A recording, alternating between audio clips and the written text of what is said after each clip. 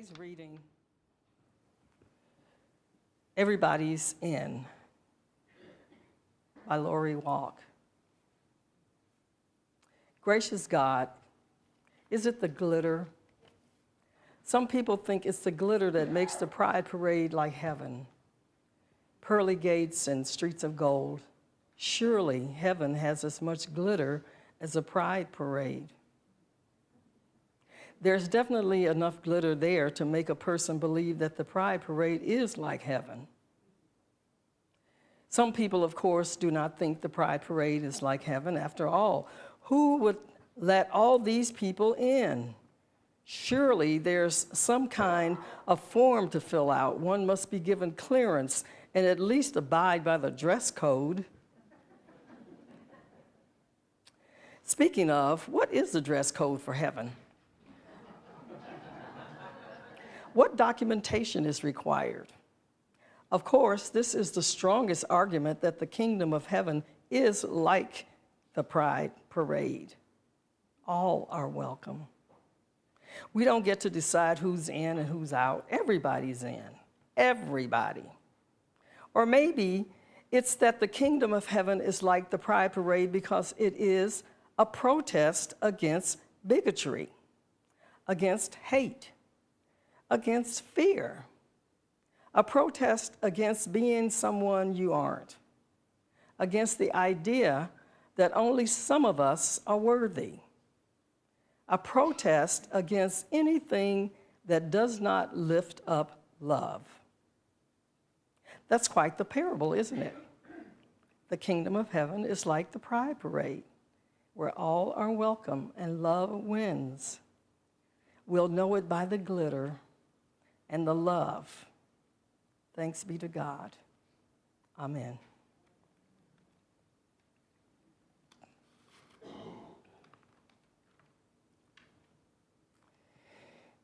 In the early hours of June 28, 1969, the New York City Police raided the Stonewall Inn, a gay club located in Greenwich Village in New York City. The raid sparked a riot among bar patrons and neighborhood residents as police roughly hauled employees and patrons out of the bar, leading to 6 days of protests and violent clashes with law enforcement outside the bar on Christopher Street, in neighboring streets, and in nearby Christopher Park. Queer history didn't begin with Stonewall, because LGBTQ people have always been a part of our national identity, contributing to the country and culture for over 400 years. But the Stonewall riots served as a catalyst for the gay rights movement in the United States.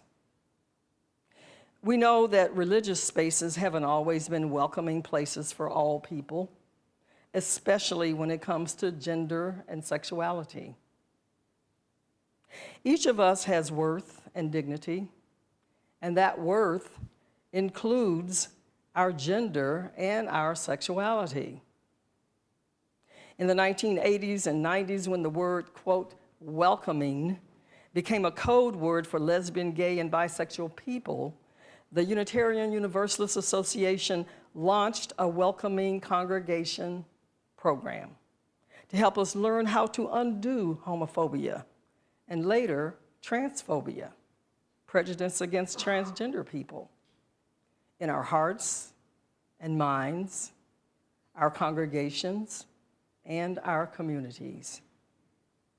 First Unitarian Universalist Society of Syracuse, New York, was one of the very first congregations to be designated a welcoming congregation by the UUA in 1990. Since then, more than 75% of all congregations have gone through the Welcoming Congregation program, including this one. That's what makes us officially designated a welcoming congregation. You did the work to make sure LGBTQ plus people are full members of our community. We not only open our doors to people of all sexual orientations and gender identities, but we also value diversity of sexuality, orientations, and gender identities as a spiritual gift. Creating inclusive religious communities and working for justice and equity is a core part of who we are. And all of who we are is sacred. For over 30 years, Unitarian Universalist congregations have taken concrete actions to more intentionally welcome people of all sexual orientations and gender identities, and to be a force for justice for all people in our larger communities. We live in a tumultuous time of struggle that is literally life and death for many people. Resurgent authoritarianism and sophisticated opposition movements pose a growing threat to recent gains in gay rights. The policymakers and activists striving to protect those rights must do what they can to build up institutional safeguards that can withstand this wave of illiberal pressure. As democratic backsliding accelerates worldwide, there is no time to waste.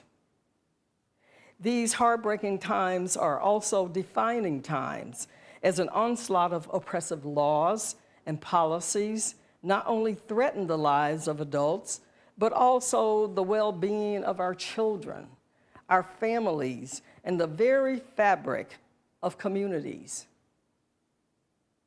We are experiencing the political targeting of transgender and non-binary children and adults, including the banning of gender-affirming health care, bans against trans kids playing sports, and laws criminalizing drag. In the past 3 years, at least 15 states passed laws barring transgender children from joining sports teams that align with their gender identity. 8 states already have banned gender-affirming care for youth, with more such laws likely to come. Moreover, our denomination has been removed from the military's list of acknowledged religions, and the White House added trans people to their list of terrorists. These dehumanizing policies and rhetoric create an environment that can provoke physical violence and even further discrimination. Unfortunately, these attacks are not new, whether it be financially or legally. Trans, non-binary, and intersex people have never had the freedom to make all the decisions about their own health care and how they will live with authenticity and integrity in the world. Lives are at stake, and in the past couple of years, these attacks have become louder. And it is now time for all of us here to get even louder. These attacks cut to the heart of our fundamental religious beliefs and the inherent worth and dignity of each person, a fundamental right of conscience and the values of personal agency that give us all the opportunity to live fully in our whole selves. However, Unitarian Universalism affirms what is true yesterday, today, and every day, that we are clear and unapologetic that our LGBTQ plus siblings are sacred, whole, and divine. We understand that the full expression of the diversity of gender and sexuality is a gift. Our commitment to love and justice, to inclusive ministry and prophetic action is deep and life-affirming. We know that more is being asked of us, and more is needed from all of us to respond to this moment with clarity, compassion, and courage. We also know that we have the tools to create safe harbors, to continue to educate our children and communities about the full expression of human sexuality and gender, and the skills to organize, defend our values, and the right of all people to be free and thrive. As UUs, we understand that we are part of the interdependent web of all creation. We belong to each other, and this knowledge fuels our faithful commitment to unwaveringly fight for justice and to unwaveringly fight for each other. To be a faith of action with love as our doctrine doesn't mean we live it perfectly, but it does mean we are called again and again to learn, to make amends, to restore relationship, to choose love. This forces us to question the way we have done things and how it has brought us here. In this challenging time, what to do is not always clear, because we can't always make right the things that have been broken. Tension, divisiveness, and the complexity of multiple experiences is real. But within this, there's also a spiritual challenge to practice being fully present, to take in the tumult, the pain, the anger, the discomfort, ours and others, without turning away. What we're asked to do is to love, and this love itself will render both ourselves and our neighbors worthy, if anything can. LGBTQ+ Americans are living in a state of emergency. The multiplying threats facing millions in our community are not just perceived, they're real, tangible, and dangerous. Far-right extremists looking to curtail their rights in every facet of life have not let up. They've grown their coffers, gerrymandered districts, and mounted massive disinformation campaigns on social media and in the news. Legislation barring trans youth from playing sports with their friends has become a trend. And bans on life-saving, gender-affirming care are a commonplace tactic. However, this statement coming from the UUA makes it clear that we will not cave under pressure to undermine who we are. And I quote, "No government action can erase our faith or lessen the powerful and necessary grounding it provides for those who serve." Meanwhile, the Human Rights Campaign, also known as HRC, is fierce, fearless, and growing. It has reached a historic high of 4 million members and supporters, thanks to people like all of you here. Because real change doesn't come from the top. It rises from the streets, from our communities.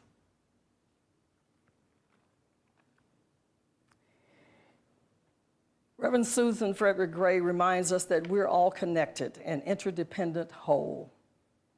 Therefore, covenant is our religious response to our fundamental interdependence. We make promises about how to be together and how to be in the world.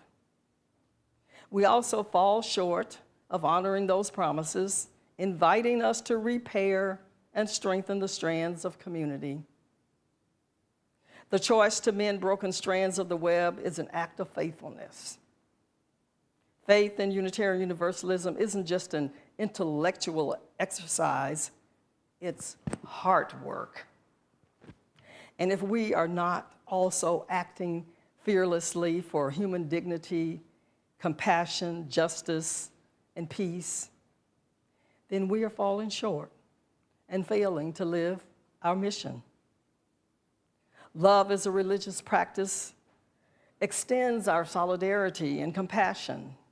It extends care beyond the personal to seeking the liberation and wholeness of every person. It reminds us of our fundamental interdependence with all of life. Not a love that is simply an emotion or an expression of the bonds of loyalty felt within a group, but that agape love from the Christian perspective that denotes brotherly and sisterly love for one another and the love for the all-pervading mystery that some call God. In personal relationships, when we love someone, we wish for them the fullest unfolding and development of who they are. We wish for them safety, freedom, joy, and life. Thomas Merton informs that our job is to love others without stopping to inquire whether or not they are worthy. He says that is not our business. In fact, it's nobody's business.